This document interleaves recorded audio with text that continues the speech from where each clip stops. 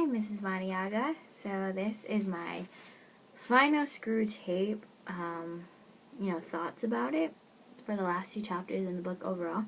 Sorry, this was due a little while ago, but for me personally, I know a lot of other people, but for me, it's like when you have something late, it keeps getting pushed to the side.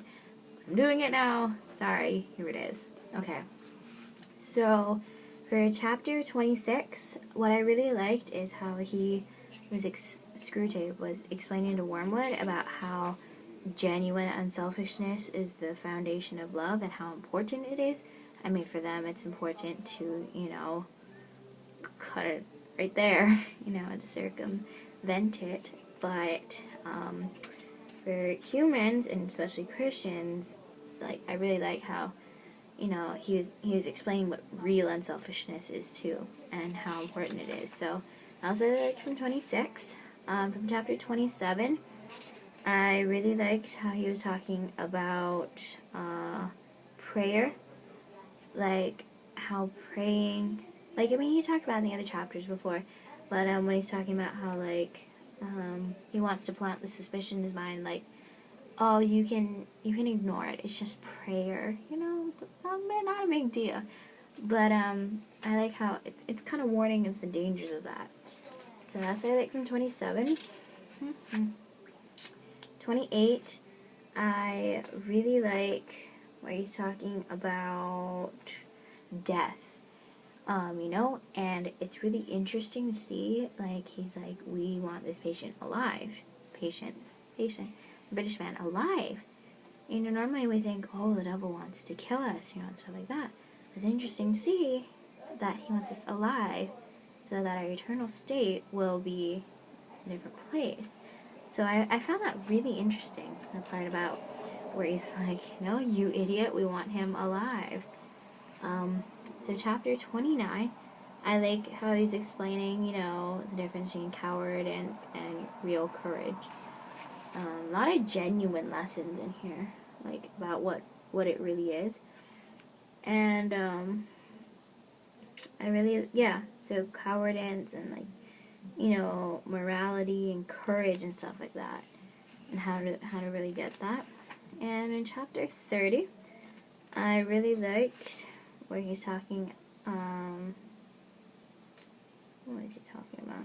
Oh, being tired and fatigued, because I can relate to that. I'm tired a lot. It's 8 o'clock and I'm ready for bed now, but I can't go to sleep. But when he's talking about feeding him with false hopes and stuff like that, I think we're all susceptible to that, and we've all experienced that. So I found that really relatable and really eye-opening and encouraging, And then in chapter 31, kind of funny, he's like, you idiot Wormwood, we hate you, you're a failure. Was a little bit sad that the patient died, just because, what happened to his lady, she's probably sad, but, so, yeah, death is kind of sad, but overshadowing that, it's fantastic that he went to heaven, and he's the best place you could ever couldn't even think to be, but yeah, so I was happy with that.